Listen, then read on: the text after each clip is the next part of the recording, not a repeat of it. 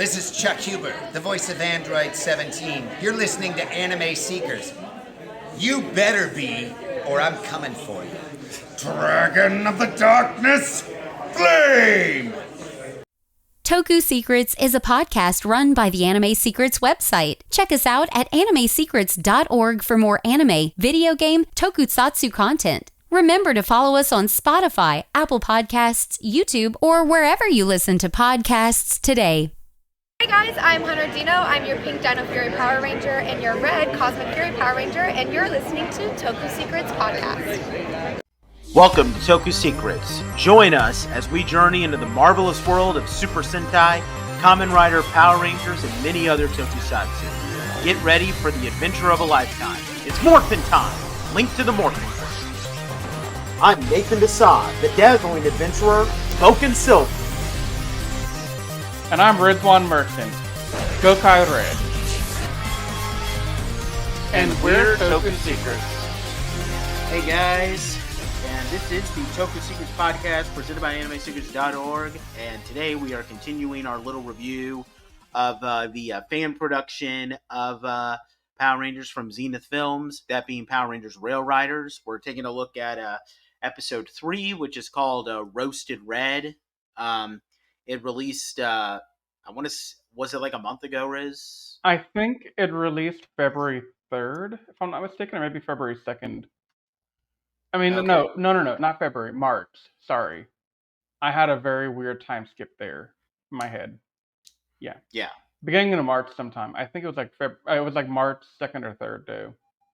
And isn't this the first episode that they've released in 2024? Yeah. Okay. And from when we talked to the guys in our podcast last week, they did mention off cast that episode 4 should be coming out soon. I'm hoping that means like by end of April. Yeah. But I don't know. I have a lot of interest in seeing how this next episode goes, given how this one went to, for episode 3. Yep. So yeah. But so pretty much for those who, if this is the first time you're listening to us do a podcast on Rail Riders, basically to cut a long story short, Rail Riders is a fan adaptation done by Zenith Films. They previously did a fan production doing an adaptation of Kira Major, which they call Power Rangers Gym Paladins, which I have not checked out, although I'm probably going to I'll probably check that out around the time when I'm watching Kira Major, which should be soon. And this is one that they're doing of the Super Sentai series, Reisha Sentai toqger. You already know. If you want to know how we feel about toqger, we have that was one of our very first podcasts, Toku Secrets, way back in the day. You can listen to us back when we were kind of disorganized and kind of during our primitive days as a Toku Secrets podcast.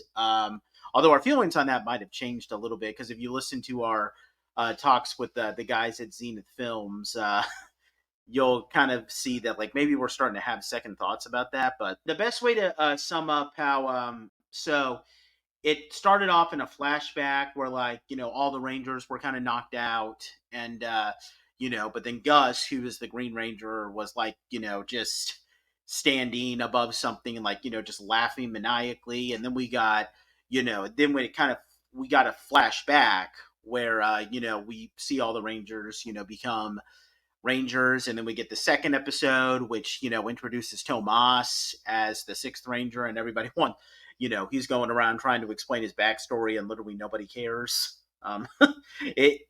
It's kind of amazing how this Sentai how they add a little bit of parody elements into Rail Riders.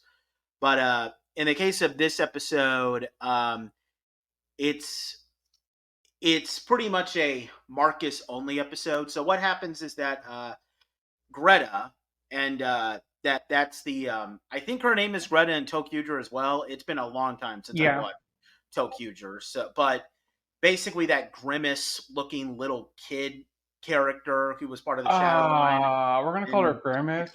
I mean, she does kind of look like Grimace. I'm sorry. I mean, no, you're right. It's just a funny correlation because I forgot that reference until right now.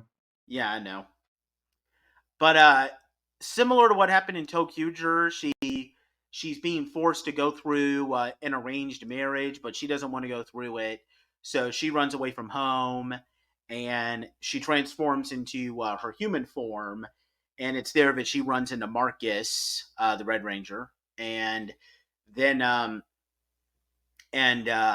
Marcus then learns who she is when General Schwartz shows up. General Schwartz also has a human form, which he did not in toqger.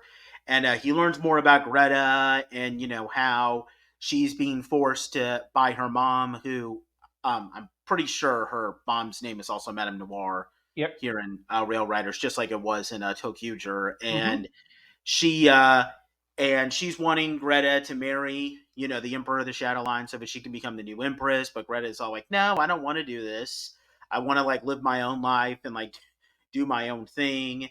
And General Schwartz wants to take her because she and he and Greta kind of have this kind of surrogate mother daughter type father daughter type of relationship. Sorry, my tongue got a little tied. And Your tongue's go quicker than your mouth. Yeah, totally.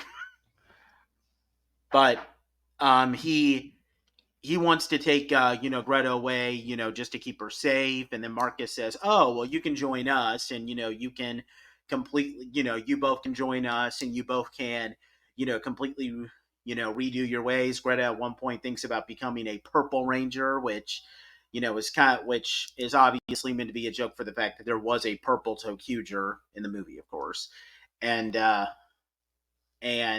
then Madame Noir shows up with her Crowfoot soldiers, and she sets them on Marcus. Marcus fights them off, but then Greta gets captured and taken away, and General Schwartz retreats with Madame Noir. A monster shows up just as the other toqgers show up, and they fight him off in the Rail Rider Megazord. That's the name that they gave for a Tokuo. They find the Zenith Films finds a way to not only adapt that scene with Tokuo where they got the red mech sticking out like a you-know-what, but they even managed to stick in some innuendos, which, the innuendos are so beautiful, I gotta say. Yeah, I'm busting out of here. Oh my. Running a train on him? Yeah, totally. And then the episode ends on kind of a cliffhanger where Tomas and the conductor are talking about, how we don't know what's happening because, we're going to have to watch the next 2 episodes to truly figure it out. But Tomas is basically telling conductor that he has to tell the Rangers something, and conductor is worried that this might be the end of the Power Rangers. So we don't know what they're talking about. We're going to have to wait until the next episode to figure it out, but that's basically the entire episode. So, what did you think about this episode, Riz? It's a very well put episode, and I love the almost exclusive focus we got on Marcus here. Yeah, because I already had the feeling earlier on that he was not like a typical Red, but this episode really hits that home a lot. Because while he's very caring and he's a little goofy, his goofiness is actually an asset to the team. Like, he's calm, collected, quick on his feet, but a little bit goofy. I mean, he offers Greta ice cream and then buys them all hot dogs just to pass time and help calm things down. Did they? Maybe they mentioned this in the podcast before, but did they mention why they mostly just had Marcus here and they only had the other guys in? Why was that again? So in the podcast from last week, Justin and Todd mentioned that episode 3 was not planned in the original script. And it was something that they pulled together last minute to help fill a gap that they had in the storytelling.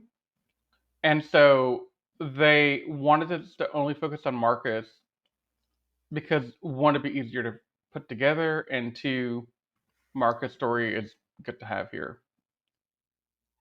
Yeah, I think that's fair. Yeah. I mean, So I really can't. I mean, to kind of badmouth toqger in a way. I mean, Marcus having like a little bit of a personal relationship between General Schwartz and Greta. That's way more character than Wright got in the actual toqger. Like, we're only like 3 episodes in, and Marcus has more character than Wright. If we're being completely honest about it. Don't you agree? I mean, that's honestly most of the cast in Real Rider. I mean, I like most of them a lot more than I did the toqger group. Yeah, totally. The only one that I think is neck to neck is Tomas and whatever his name is in the Sentai. Yeah, Akira. But yeah, this episode was really fun. I really enjoyed it, and kind of listening to Justin and Todd talk last week gave me a lot of appreciation for some of the behind the scenes stuff that they're doing and planning, and just how it all kind of comes together as a fan production. And I mean, there's so many ways that they could have screwed this up in episode 1, and we're on episode 3, and they haven't really screwed up yet. That says a lot, Mm-hmm. Okay. Yeah, there's not much. I do apologize to the audience if this ends up being a bit of a shorter podcast, but this is like 1 episode, and it's a very simple episode, which doesn't mean that it's bad. It's just there's not like so much to talk about with deep stuff. But yeah, I mean, it's once again just it was really fun. I loved Marcus's little solo fight scene with the with I'm not sure what they're calling the crows here in Rail Riders, but the foot soldiers basically, and the fact that like his morpher gets knocked away so that they can just so that he doesn't morph, so that they can kind of have like an in-universe explanation on why he just fights unmorphed, so that they can't because they can't use unmorph footage. That's very much in meta with how some Power Ranger episodes were, even back in the old Mighty Morphin days when they had to come up with like excuses for why Tommy wasn't showing up to fight because they didn't have footage of Dragon Ranger, and there was always stuff like, oh, Tommy left his communicator in the bag, or Tommy's morpher got knocked away or something. That's very much in the meta. Definitely like that. You know what I mean? See, and that's the thing that I keep harping about this group. I know there's other fan productions out there. A lot of them are really stellar fan productions, and I have nothing but love for them. But the thing about the other fan productions, in my opinion, is they're doing all 100% original footage, right? Like, they're doing their own CGI, they're doing their own morph sequences, they're doing their own fights and everything. They don't borrow from any Sentai footage or anything tokusatsu related, from what I've seen. And I'm looking at you, Unworthy, when I say that, because there's a lot of really awesome footage that I've seen from Unworthy stuff, and I think that's one way to go about doing it. Definitely original stuff will always be awesome, but to have a group try and adapt the Saban method, where they're just taking Sentai footage, matching it to their own stuff. I mean, you heard them talking about how difficult it was for them to find certain things to kind of make it kind of mesh together. Yeah. Looking at you, Stairs. Yeah, I remember him going on a huge rant, which, by the way, in case the Zenith team is, curious about that, I did say that I was going to ask my wife if, like, it's just typical in Japan to, like, have, visible staircases through windows. And I showed her pictures to give her examples, and she wasn't really sure. But I mean, my wife isn't really my wife isn't an architect, so she wouldn't know. But Yeah, that was still just an oddity. I mean, it's just funny to me that they spent so much time trying to find stairs. Yeah. And, they have to work around these different limitations. But again, the scene matching was pretty on brand. And honestly, the fact that at the end of, by the end of the episode, they don't really have to do a whole lot of intermixing of footage per se, because nobody morphs on screen. Nobody is like in ranger suit on screen. So you Yeah. have like what, 16 minutes of just original footage of them doing the thing, and then 2-3 minutes of footage of them doing the mech battle where they morph off screen, get on the trains, get down to business, and run a train on the boss, for a lack of a better phrase here. Yeah, and that transition was, handled pretty well, because it's like they're in the middle of the city, like, standing in the middle of like a park that's in like a park area that's in the city. Then, they charge forward, like activating their morpher, so we could just assume that they morph. And then it cuts to like a shot from toqger where they're simply charging through a city, which, I mean, you don't really have to be that specific with that, because I mean, the like geographical locations around the Rangers is very vague there, so it's perfectly fine. But yeah, they just charge through like that little like area where they have to like scan their passes so that they can activate the Megazord and all that. Perfect transition. It worked. Again, it's very reminiscent of old Power Ranger seasons, especially from the Saban era. It's a very simple transition, because there's no like added on animation they have to do, because when they do the morph sequence in episode 1 and 2, you see the toqger symbols appear to do the morph sequence for them. And that kind of helps the transition from American footage to Japanese footage. But here, it's very seamless, and honestly, it's because it's so simple the way they cut it. Mm-hmm. So yeah, it's very Saban-esque. My one funny comment that I noticed in my rewatch of episode 3 today, and I don't know if this is something that they're going to try and play around with. I'm just kind of wondering what'll happen in episode 4 and 5, but you do see for a split second the general of the Shadow Line, Zed, in the opening scene with Greta and Madame Noir. Oh, I didn't notice that. Yeah, like very split second, like maybe for a second or two, he's on screen. Half a face, if I recall correctly, as well. So I'm kind of curious on how they're going to play that off, or if that's just something that they goofed up. But honestly, that's not even a big goof up, because we've had full Ranger faces from the Sentai team appear in the Power Rangers counterpart. Looking at you, Lost Galaxy, with I think it was Kai seeing Being Goki? as Goki. Yeah, or I think Goku was actually seen in an episode at one point. Well, yeah, it's the adaptation. We talked about this in our last Gingaman podcast, even though that one might be going up after we post this one. But Gingaman will go up when it goes up. Yeah, I know, but it's the episode where they're basically the same episode. Blue Ranger meets a girl and falls in love with her, and it's the Lost Galaxy episode is a note for note adaptation, and there's a part where like a tower falls down on a guy's car, and they use the shot of Goki ducking for cover with that guy, and he's supposed to be Kai, even though Goki's clothes don't look anything like what Kai is supposed to be wearing. But hey, I mean, like, also, other situations like, when Tommy is being put under Rita's spell and he's laying down on a bed supposedly, and he sits up, and it's supposed to be Tommy, but any moron can tell you that's not Tommy. It's Burai. Yeah, I mean, after watching Zero Ranger, I definitely, that's not Tommy. Yeah. You know what? I had a funny thought, and I'm hoping Justin and Todd hear this and come up with a way to make it happen. But you probably know this because you're actually watching Ninja right now.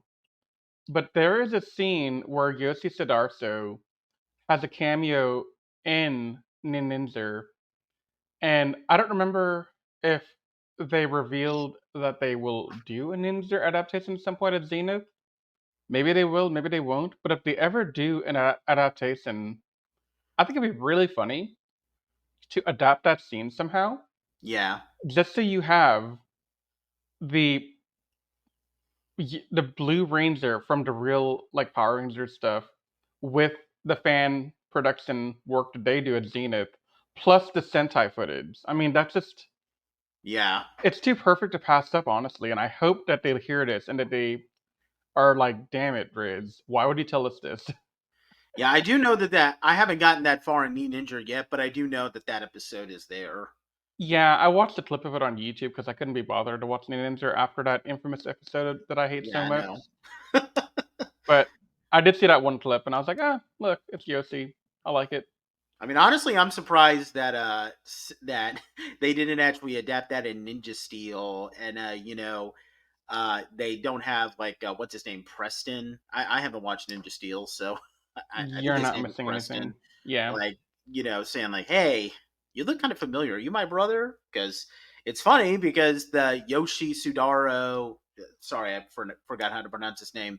I think Like it's Siddhartho. Sudarso, and I can't remember his brother's name, but his brother played Preston. So, Yeah. I'm surprised that Saban didn't adapt that. I mean, they said, but they didn't. And his name was Peter, by the way. Okay, yeah, and didn't they have Coda come back for the? Yes. Coda was one of the Rangers that came back for Dimensions in Danger, right? Yes.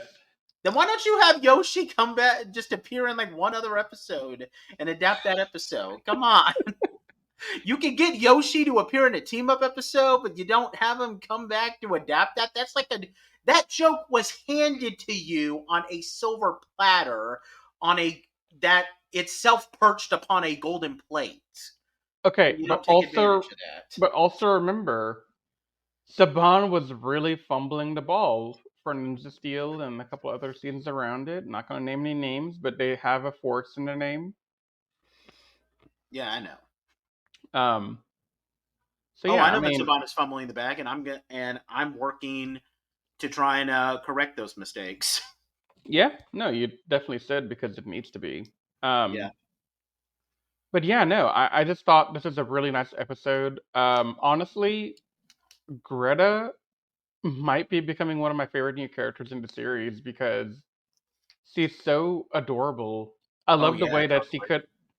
I just love the way she took her first bite of the popsicle and she was able to show the emotion of, oh my god, what the heck am I eating? This is so delicious, but I can't enjoy these finer taste in life in the shadow line because we don't have popsicles.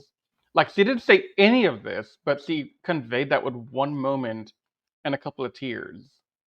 Yeah, that's a great character. I mean, And yeah, I hope she gets to become the Purple Ranger by episode 5. But I mean, she would be a much better Purple Ranger than I'm pretty sure Conductor becomes the Purple Ranger in the toqger movie. wasn't it Zed? No, I think it was Conductor. I mean, I don't know because I mean, truth be told, like unless the movie has like unless it's a crossover movie or the movie has like an actual impact on the ongoing plot of a series, I don't really tend to watch a lot of Super Sentai movies. Oh crap! It is the Conductor. Ah man. Like I might now feel tempted to watch the King Oger movie because you told me in our last podcast, Riz, that actually does have some impact on the plot. It has immense impact on the plot. Okay, like, then, yeah, I would watch that. But it literally foreshadowed the entire ending, and I didn't know this until. So I mean, like I said in the King Oger podcast, we watched the finale, and I was like, I want more King Oger. What can I do about that? Oh hey, here's a movie. Let me go watch it. Yeah. Wait a second. They literally told me the ending without telling me the ending in this movie from 20, 30 episodes ago. Yeah. So, I mean, what the heck? Yeah, speaking of that, we do need to kind of we are still going to have some King Oger content to watch because we got to watch the King. I'm pretty sure we're going to squeeze as much out of King Oger as we can with like the movie and then the King Oger versus Don Brothers and then the King Oger versus Kyoryuger movies. Like, That requires us to watch Dawn Brothers. Well, yeah, but I hear good things about Dawn Brothers. Oh no, I'm gonna watch it. It's just a matter of like, are we gonna do it on the podcast? Or are we gonna do it like on our own time? Who knows? But Yeah, we'll figure that out. That's something to figure that's out at another time. yeah, that's a problem for a later time. But yeah, to go back to the Rail Riders thing, like, yeah, this was enjoyable. I really I agree with you with what I said about Greta, and again, and I get why they this is just another statement on why villains having human forms make them better characters. And I get why they give General Schwartz and Greta human forms, because you can't actually get the Greta suit and the General Schwartz suit to do your own original footage. But yeah, I mean, these characters, well, I mean, General Schwartz was an okay villain in toqger from what I remember, but Greta is a much better character here than she was in toqger. And I hate to say bad things about toqger, because I'm getting the feeling that if I watched it again now, it would probably not be as bad as I remember. I like to think of it as like that one dud that Yasuko Kobayashi is kind of allowed, because okay, it's like, okay, toqger wasn't that great, but you gave me Gingaman, you gave me Shinkenger, you gave me Time Ranger, so you're allowed to have one Sentai that's not that great, if you know what I mean. Yeah, but see, like, the more I look back at toqger now and the story elements, like I mentioned in the last podcast, I honestly would love to rewatch toqger as a podcast and do like a one episode thing where we discuss our feelings from 10 years ago and today. Maybe we should try to do that, like maybe after we watch we're doing Gingaman right now. Like you said, it'll be posted when it gets posted, and then we do Go Busters, which is Yasuko Kobayashi's next season, and then we could do like revisiting toqger just as like another, as part of like this sort of kinda Yasuko Kobayashi series. I mean, I would like to do that because we're never gonna get an American adaptation of toqger. I don't think. Yeah. Well, at least Um, you and I can do a revisiting toqger after we're done with this. well, Anthony was there with us. Yeah, I know. Yeah, so just drag Anthony along, make him watch some Rail Riders. He's gonna like it anyway. Yeah. But yeah, enough of our planning session in a podcast, which Yeah, sorry guys. We kind of get to we go off the rails every once in a while. we really got derailed here. Why did I just say that? I'm turning into Rizwan. Damn it. I was kind of proud of you for doing that actually, because I was like, wait, is he gonna do a pun? Is he gonna make a train pun? I was like, Nathan, my boy, you did it. Yeah. You're one of us. Yeah, I'm one of them. Yeah. But yeah, this is really fun. I'm looking forward to seeing how they continue. I do know that I remember what they said in the previous podcast on how they're going to adapt the controller of the Rainbow Line, that bunny looking dude. I can't remember what his name was, and I'm looking forward to see how they adapt that. So yeah. There's a lot of questions I have about how we're gonna go forward. But I'm looking forward to it. Yeah, me too. Yeah, because I mean, for an episode that, I mean, I guess if I want to be technical about it, maybe this does kind of look like it was kind of a last minute decision, because there's not that much Sentai footage used aside from like the final seconds. So they just filmed like a lot of footage with just Marcus and Greta and those guys.